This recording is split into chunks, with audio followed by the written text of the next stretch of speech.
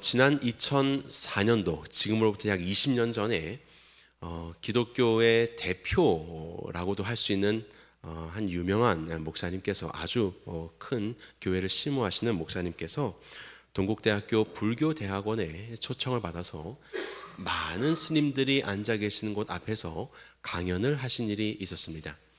그때 여러 강연을 하시고, 그리고 이제 강연 말미에 일문일답으로 질문을 받고 답변을 하실 때가 되었는데, 그때 한 스님이 이 질문을 하였습니다. 그리스도 외에는 구원을 받을 수 없다는 것으로 알고 있습니다. 우리 스님이 공부를 잘하셨지요. 그런데 오늘 목사님의 말을 기독교 외, 예수님, 하나님 외에도 구원을 받을 수 있다는 말로 생각해도 되겠습니까? 이런 질문합니다. 앞서 목사님의 강연의 내용을 쭉 살펴보다 보면 모든 종교는 평등하고, 그리고 서로의 공통 분모 속에서 저마다의 역할이 있고, 각 종교마다 저마다의 구원의 진리가 있으니 서로를 배척하는 것보다 서로에게 배우고, 나도 불교에게서 배우고 그 안에서 더 깊은 신앙을 발견하고 당신들도 우리에게서 배우고, 그렇게 서로 상생하는 삶을 살아야 한다. 이런 것이 강연의 내용이었습니다. 그러자 언뜻 듣고 있었던 스님이 질문하는 겁니다. 제가 알기로는 예수님 외에는 구원의 길이 없다는 것이 개신교의 논리인데, 지금 목사님은 그 말씀을 반하여 말씀하시는 것 같습니다. 라고 그것을 잘 들은 스님이 질문을 한 것이에요. 이에 대해서 목사님이 이렇게 대답합니다. 불교는 불교대로 존중하고 인정하고, 기독교는 기독교대로의 구원의 방식을 존중하고 인정해야 합니다. 종교라는 평등하는 공통 분모에서 차별을 인정하고 함께 살아가자는 것입니다. 내 것만 절대 진리라고 인정할 수 없다. 너는 죽이고 나는 살겠다. 그렇게 되면 상생의 의미가 없어집니다. 이것은 분명 부처나 예수님의 사랑과도 위배되는 일일 것입니다. 라고 목사님이 말씀하셨습니다. 사실 이 불교 학교에서 스님들은 모아놓은 그 강연에 왜 이토록 유명한 목사님을 초청하셨는가? 그를 통해서 무슨 메시지를 듣기를 원해서 초청하셨는가? 이런 의문이 먼저 생기는 바이고, 그리고 이러한 목사님의 발언을 통하여서 아마 이 불교가 원하였었던 그들의 목적을 달성한 것은 아닌가라는 생각을 하게 되었습니다. 종교다원주의라는 말을 아마 많이 들어보셨을 겁니다.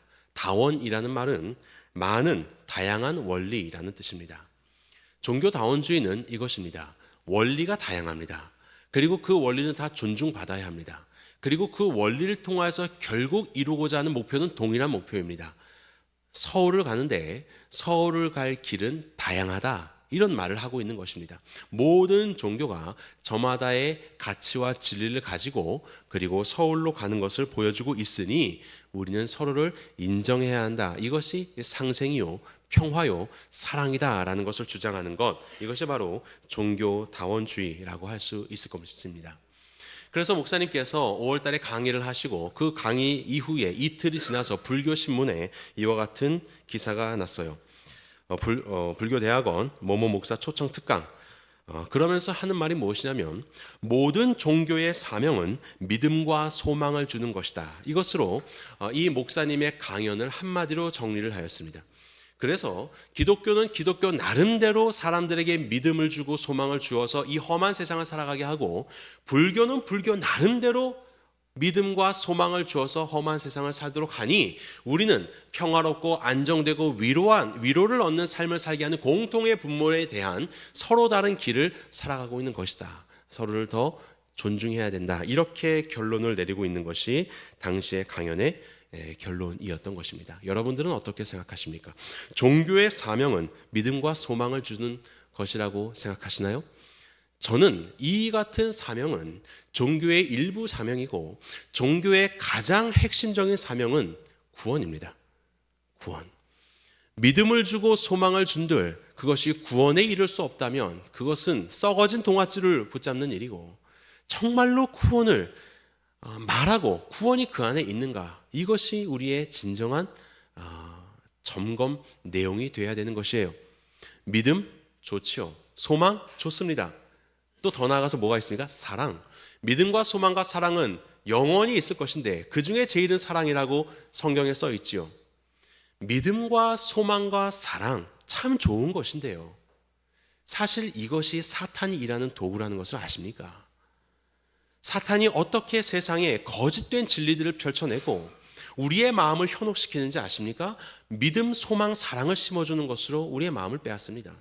마지막 때가 되면 사람들이 사랑하죠. 자기를 사랑한다고 합니다. 마지막 때가 되면 자기를 사랑하고요. 마지막 때가 되면 돈을 사랑하고요. 자신의 헛된 신념들을 사랑하는 거예요. 정말로 사랑해야 될 대상을 사랑하지 못하고 헛된 것들에 마음을 빼앗기게 하는 것입니다. 소망도 마찬가지입니다. 믿음도 마찬가지입니다. 사탄의 전략입니다. 믿음과 소망과 사랑으로 사람들을 진짜 진리에서 구원에서 떠나게 하는 것, 그것이 사탄의 전략입니다.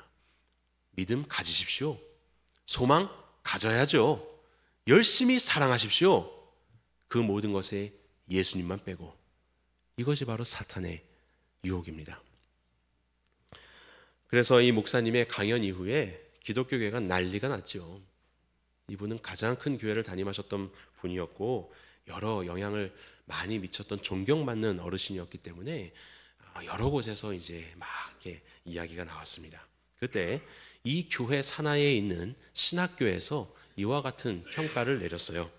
진정으로 우리가 불교도들을 전도하기 원한다면 불교 나름의 진리체계, 구원체계를 인정하되 예수님의 진리와 구원의 영원성 및 우월성을 당당하게 알리는 대화의 방법을 써야 한다.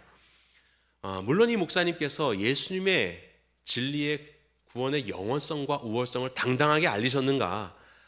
그 전문을 살펴보았을 때 저는 그것을 발견하지 못했지만 지금 이 신학교에서는 이와 같은 이야기를 하는 겁니다. 결국 우리가 공존하기 위해서는 폭력을 가져서는 안 된다. 폭력적으로는 저들의 마음이 다치기 때문에 결코 교류할 수가 없으니 그들도 인정하고 우리도 인정하며 그래도 우리가 더 우월하다는 것을 보일 수 있는 여유를 가져야 한다. 지금 그런 지혜를 말하고 있는 것입니다.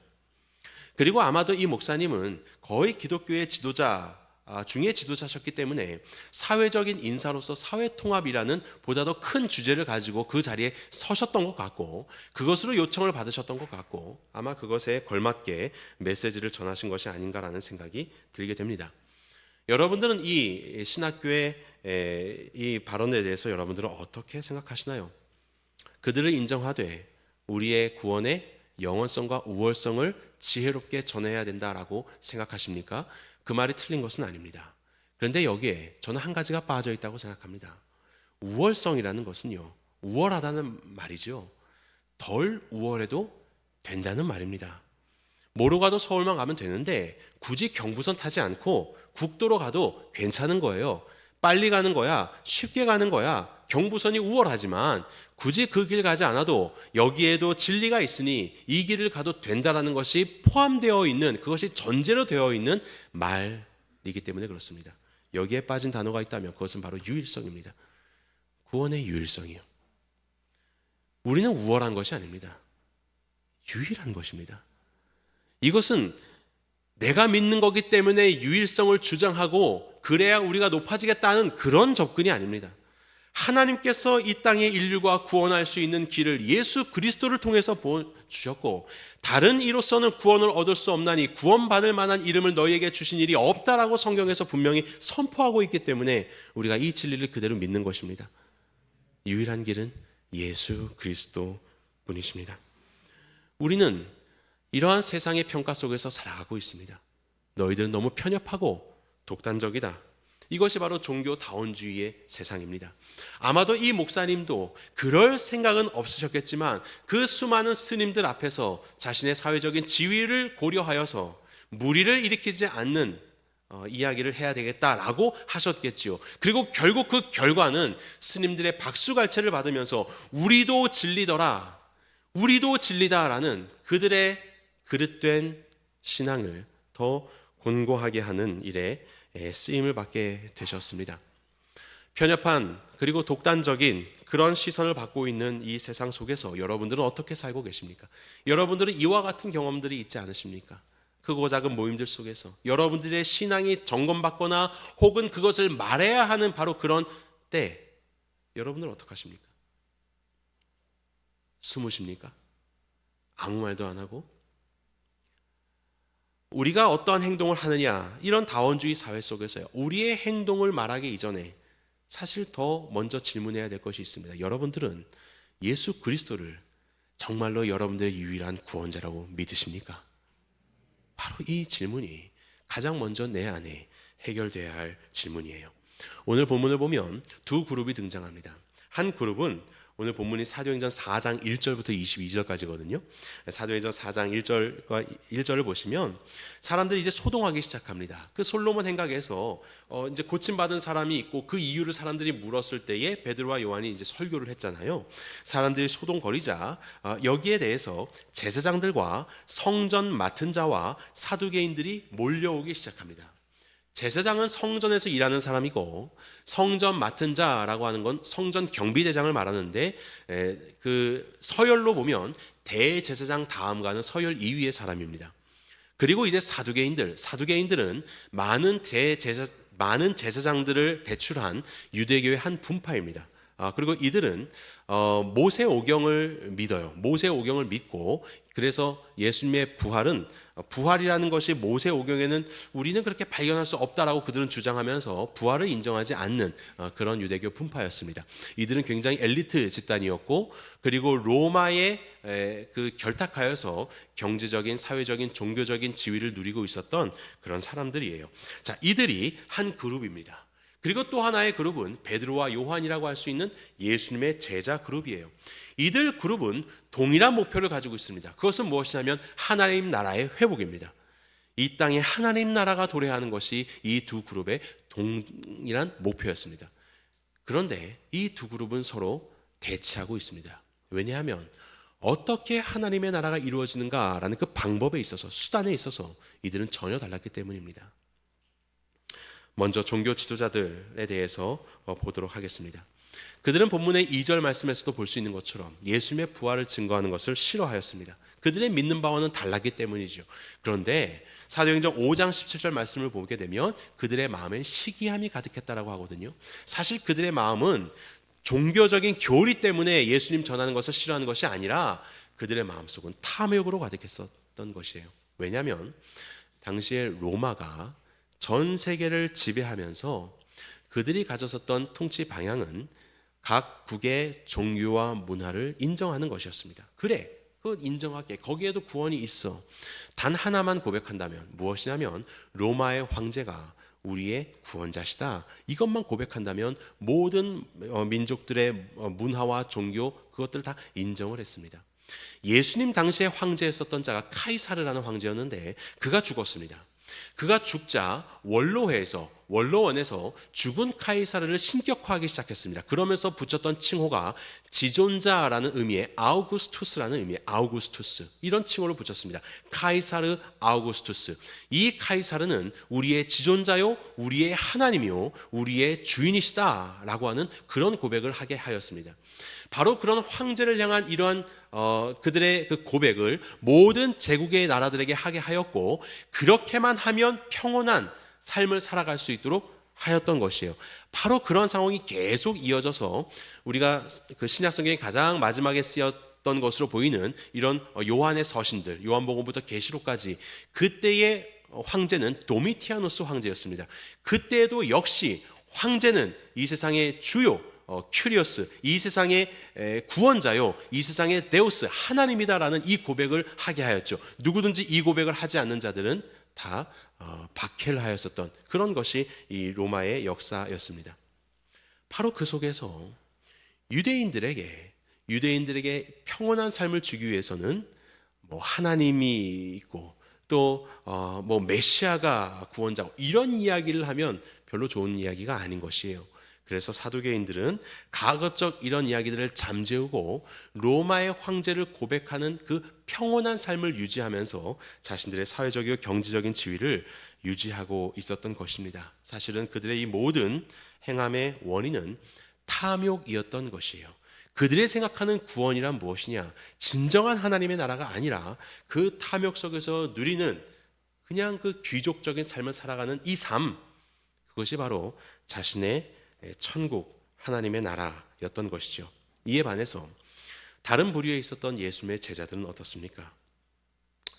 이 나라가 온 로마 사회가 말하고 있는 평화, 그 속에서 서로를 인정하는 상생, 이런 것들도 다 의미가 있는 것이지만 구원이라는 것은 거기에서 오는 것이 아니다.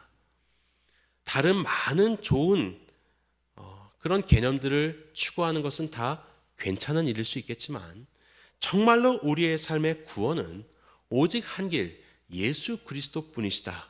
이것을 고백한 것이 예수님의 제자들이었어요. 오늘 본문 12절 말씀 다 함께 같이 다시 한번 읽어보겠습니다. 시작. 다른 이로서는 구원을 받을 수 없나니 천하 사람 중에 구원을 받을 만한 다른 이름을 우리에게 주신 일이 없음이라 하였다. 구원은 유일하다. 그리고 이 구원, 이 유일한 길을 통하여서 우리는 정말로 하나님의 나라에 다다를 수 있다라고 주장했던 것이 바로 예수님의 제자들의 말이었던 것입니다. 어떻게 이렇게 이 유대인들이 서로 다른 모습을 가질 수 있었을까요? 어떻게 하나님의 나라의 앙망을 가지고 있으면서 어떻게 이렇게 서로 다른 모습으로 대치할 수 있게 된 것입니까? 그것은 바로 이 질문에 대한 대답이 다르기 때문입니다. 그 질문은 무엇이냐면 죄란 무엇인가? 이 질문입니다. 죄란 무엇인가? 죄가 무엇입니까? 우리 성경에서 말씀하고 계시는 죄가 무엇입니까? 이 죄에 대한 정의가 바로 잡히지 않으면 구원이라는 것이 어긋나게 되고 그 모든 신앙의 방향들이 어긋나게 되는 것이에요. 성경에서 말씀하시고 계시는 죄는 한마디로 말하면 하나님과의 관계의 틀어짐입니다. 하나님과의 관계의 틀어짐.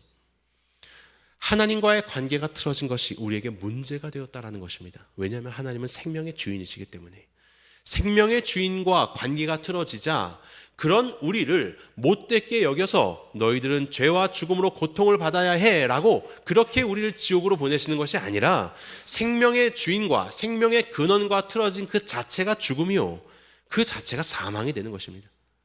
그것이 바로 성경에서 말씀하고 계시는 우리의 상황이에요. 하나님과의 관계가 틀어졌다. 생명의 주인과 틀어졌다. 그러면 어떻게 하면 이 틀어진 것들을 바로잡을 수 있는가? 어떻게 하면 이 죄의 문제를 해결할 수 있는가? 그것을 위해서 말씀하신 것이 성경의 말씀이요, 이것을 위해서 하나님의 심정을 우리에게 계시해 주셨죠. 하나님은 우리를 얼마나 사랑하시는지, 관계가 틀어진 우리를 바로잡기 위해서 하나님이 우리를 얼마나 사랑하시는지 당신의 마음을 계시해 주셨습니다. 그분이 바로 예수 그리스도이십니다. 세상에 있는 다른 어떤 것들로도 하나님의 심정을 온전히 계시할 수 없는데 하나님의 독생자이신 예수님께서 우리를 얼마나 사랑하시는지 바로 그것을 우리에게 계시해 주셨던 거예요. 그리고 하나님과의 관계가 틀어졌었던 우리의 죄, 이 죄에 대한 삭슨, 생명과의 틀어짐이 죽음인데 그 죽음의 죄의 짐을 우리가 지어야 하는데 그 죄짐을 대신해서 대속해 주신 분이 계십니다. 그분이 바로 예수님이셨습니다. 예수님의 십자가요. 그래서 예수님의 십자가는 우리의 죄를 대신 지어주신 대속의 십자가일 뿐만이 아니라 우리를 사랑하시되 죽기까지 사랑하셨다는 하나님의 심정을 계시하신 심정의 계시가 되는 것이죠. 그래서 예수 그리스도의 십자가를 바라볼 때 우리는 우리의 죄값이 사해질 뿐만이 아니라 우리를 그토록 사랑하신 하나님을 발견하여 그분과의 관계가 회복되게 되는 것입니다. 하나님의 심정을 깨달아 하나님과의 관계가 회복되는 것입니다. 이 외에는 그 어떤 것도 하나님의 심정을 우리에게 계시하여 관계를 회복하고 우리가 틀어졌었던 그 관계의 틀어짐으로 인한 죽음의 죄값을 치러줄 길은 아무데도 없습니다. 아무데도 없는 것이에요. 예수 그리스도 외에는 없습니다. 그래서 예수님은 요한복음 16장에서 이렇게 말씀하시죠. 죄에 대하여는 그들이 나를 믿지 않는 것. 예수님 믿지 않는 게 죄예요. 왜 예수님 믿지 않는 게 죄예요? 예수님을 통해서 하나님의 심정이 계시되었는데 그 심정을 믿지 않으니까, 예수님을 통하여 우리의 죄값이 대속하셔서 치루어졌는데 그것을 믿지 않으니까 여전히 우리는 하나님과의 관계가 틀어진 죄의 상태로 남아있는 것입니다. 선행으로 구원을 받을 수 있다라고 이야기를 하지요. 선행은 귀한 것입니다. 하지만 선행으로 구원을 받을 수 없습니다. 선행은 귀하지만 그것은 구원을 이루어낼 수 있는 가치가 되지 않기 때문에 그래요. 제가 재밌는 사진 하나 가져왔는데요. 저희 아들이 그 완구를 조립을 해서 이 말 모양 있는 이 페라리라고 하는 아주 그럴싸한 차를 만들었습니다. 야, 내가 이걸 만들다니 이러면서 바퀴도 굴려보고 문도 열어보고 너무너무 좋아하는 거예요. 우리도 칭찬했죠. 야, 잘 만들었다. 정말 대단한 너의 능력이다라고 이야기를 했습니다. 어느 날 길을 가다가 운전하고 있는데 붕붕붕 소리가 나는 겁니다. 옆을 봤더니 진짜 페라리가 나타났어요. 이 친구가 그 앞에서 번호판을 안 가리고 사람 얼굴만 가렸네요. 네.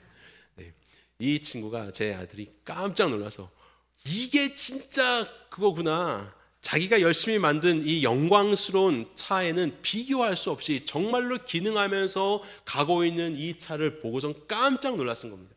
너무 신기해요. 이거 엄청 놀라워요. 이게 그 차라고 생각했다가 진짜 차를 보니까 너무나도 벅찬 감동이 있었던 것이에요.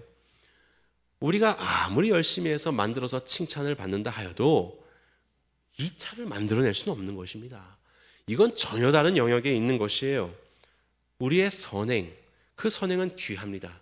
사람의 착함, 이것은 매우 중요한 것이에요. 그렇지만 우리의 선행으로 우리의 죄를 사할 수는 없는 것입니다. 우리의 선행으로 영원한 하나님의 나라의 영광을 취할 수는 없는 것입니다. 왜냐면요, 하나님의 나라는 우리가 상상할 수도 없이 어마어마한 영광이기 때문에 그래요.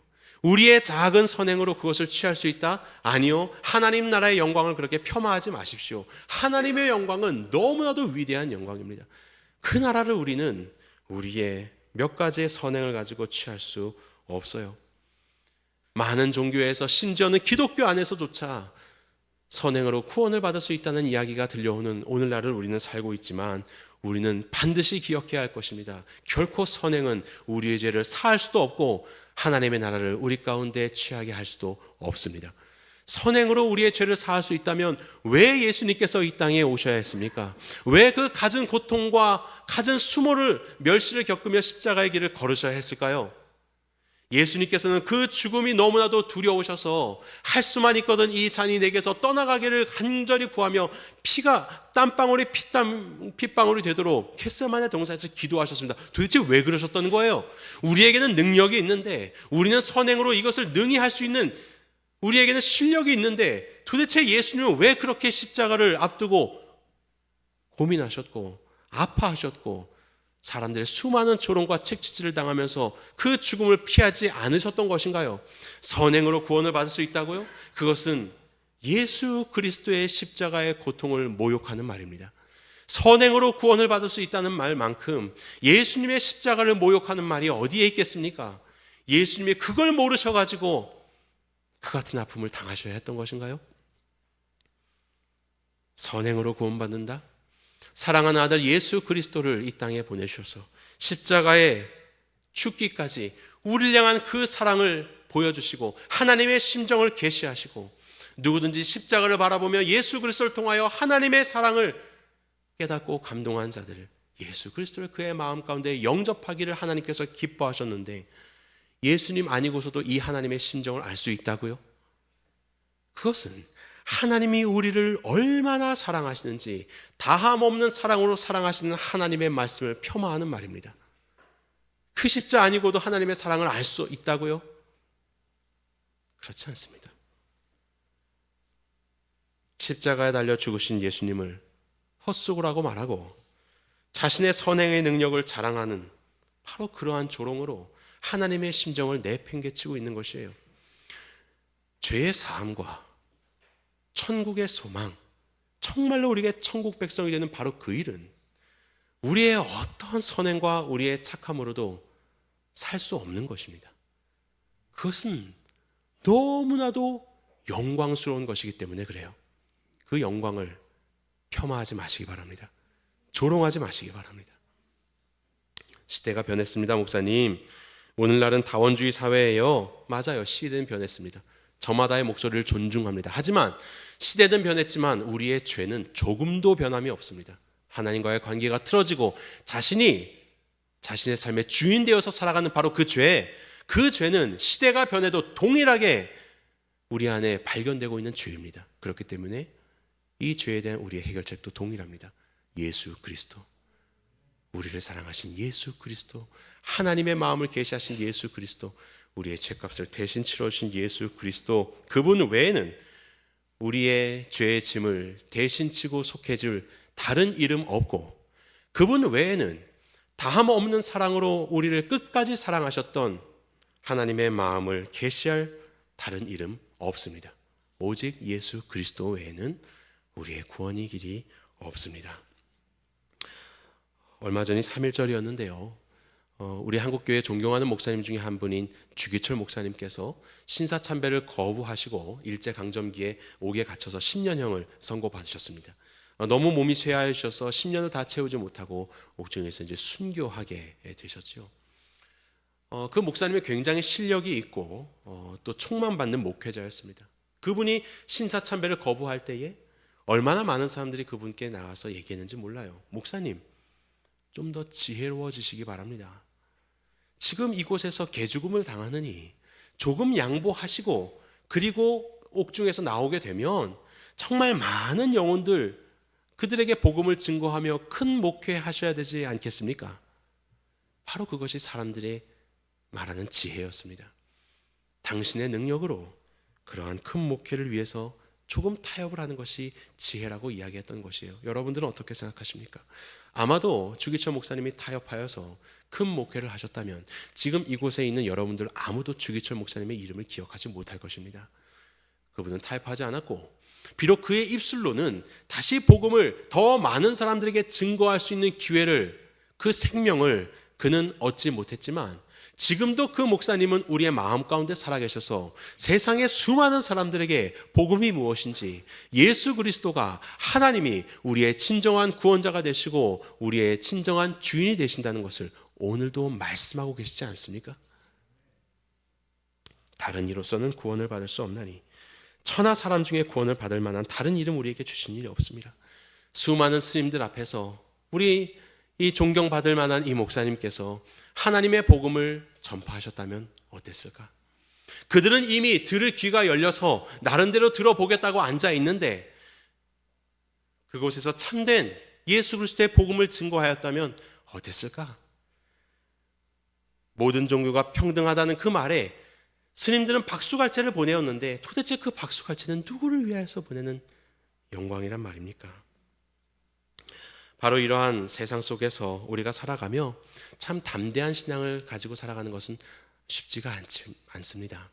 우리가 어떻게 담대할 수 있는가? 짧게 세 가지로 살펴보기를 원합니다. 첫 번째로 예수님과 교제하셔야 합니다. 예수님과 교제하셔야 여러분들 담대해져요. 본문의 20절 보겠습니다. 우리는 보고 들은 것을 말하지 아니할 수 없다 하니. 베드로와 요한은요, 예수님을 보고 들었습니다.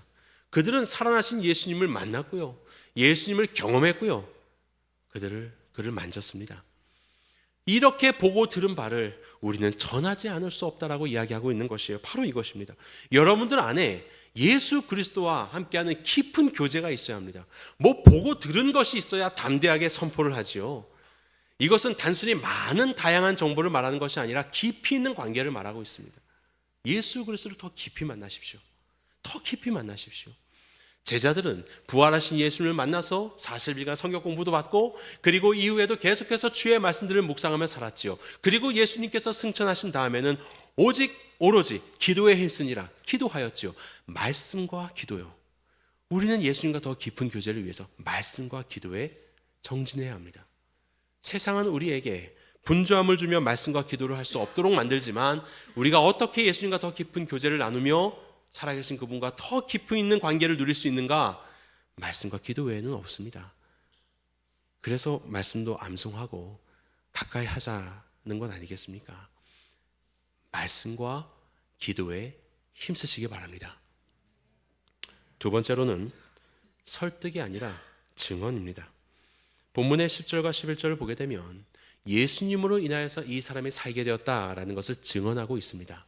그리고 건축자들이 버린 돌들이지만 예수님은 다시 부활하셨다, 그래서 모퉁이 돌이 되셨다라는 것을 증언하고 있습니다. 이것이 바로 제자들의 모습이에요. 다른 이로서는 구원을 받을 수 없나니 다른 이름에 구원을 얻을 만한 이름 주신 바가 없다라고 증언하고 있습니다. 이것이 바로 제자들의 모습이에요.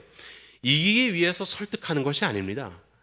그저 우리에게 증인되라고 말씀하셨으니 내가 보고 들은 바와 나에게 주시는 확신으로 인하여서 증언할 따름인 것이에요. 바로 이러한 자세가 우리에게 필요한 것입니다. 이기려고 설득하다 보면요, 분쟁하게 되고요, 폭력을 행하게 되는 것이에요. 시뻘건 페인트를 불상에다가 들이붓고 단군상의 머리를 쳐내고 가만히 앉아있는 스님 머리에다가 손 얹고 안수기도를 하는 이런 행위를 해서는 안 되는 것입니다. 우리는 설득하려는 자들이 아니에요. 우리는 그것으로 이기려는 자들이 아닙니다. 우리는 증언하면 되는 것입니다. 증언하면 되는 것이에요. 시를 보면요, 사랑하는 자들은 누구나 시인이 된다는 이야기 하잖아요. 다 한 편씩 써보셨죠? 결혼하기 전에. 시가 무엇입니까? 시는 설득하지 않아요. 내 진솔한 마음을 시 가운데 표현하고 그 진솔한 마음을 듣는 독자들로 하여금 나와 같은 마음을 품게 되기를 겸손히 기다리는 것이 바로 시이지 않습니까? 사랑하기에 우리는 시인이 되어야 해요. 베드로와 요한이 예수 그리스도에 대한 이 담대한 확신을 가지고 증거하게 되고요, 그리고 미문으로 가다가도 나면서 걷지 못하는 자가 있어서 평소 같으면 지나가겠지만 그 안에 예수 그리스도의 마음을 가져서 그를 주목하게 되고 그에게 손을 내밀어서 일으키게 되지요. 이 모든 것들이 그에게 하나님의 심정을 주신 그들의 신앙의 표현이요, 저들을 향한 사랑의 표현이 되는 것입니다. 그리고 그들은 다시 바로 이 자리에서 그들이 이렇게 변하게 된 원인들을 말하게 되고 예수 그리스도를 증거하게 되고 그 옆에는 나음을 입게 된 자가 서게 되었습니다. 이 모든 것들이 하나님의 복음을 인해서 변화된 예수님의 제자 베드로와 요한의 삶의 모습이에요. 그들은 전하고 그들은 사랑했고 그들은 주목하고 손을 내밀었고 그들은 변화시키는 자가 되었습니다. 그 모습으로 그들은 이렇게 서 있는 것입니다. 그것이 증언이죠. 그것이 시이지요. 그들의 진솔한 이 사랑의 고백과 그들의 행함을 보고 어떤 이들은 이들을 억압하고 박해하고 매맞게 하고 옥에 가두지만 어떤 이들은요, 21절 보십시오. 다시 위협하여 놓아주었으니 이는 모든 사람이 그 된 일을 보고 하나님께 영광을 돌림이라. 하나님께 영광 돌리게 된 일이 나타나게 되는 것입니다. 이것이 바로 전도입니다. 설득이 아니라 증언하는 것, 참된 바로 그 진리를, 바로 하나님의 그 심정과 사랑을 우리의 삶 가운데서 드러내는 것, 우리는 바로 그렇게 사는 것이에요. 세 번째는 진리를 확신하셔야 합니다. 이 모든 것들이 가능하게 되는 것은 그 진리를 확신했기 때문에 그렇습니다.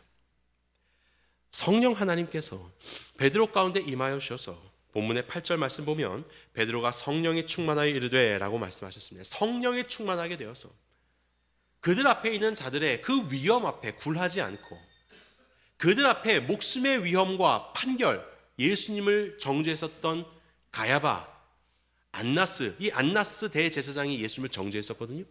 그들 앞에 굴하지 않고 어떻게 이 복음을 담대히 증거할 수 있는가?